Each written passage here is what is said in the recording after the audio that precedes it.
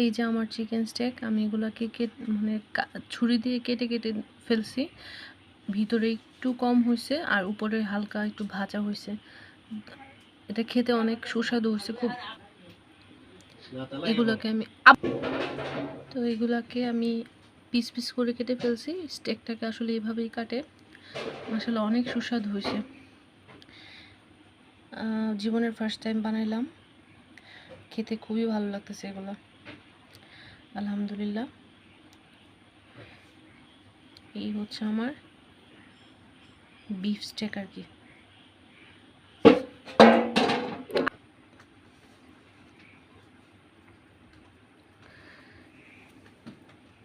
এটার টেক্সচারটা আর একটু রসালো হইতো, কারণ আমি তো আসলে কড়াইতে বানাইছি, ঢেকে দিছি, কারণ আমার কাছে ভালো কোনো ফ্রাই প্যান বা ভালো কোনো কিছু নাই ভাজার।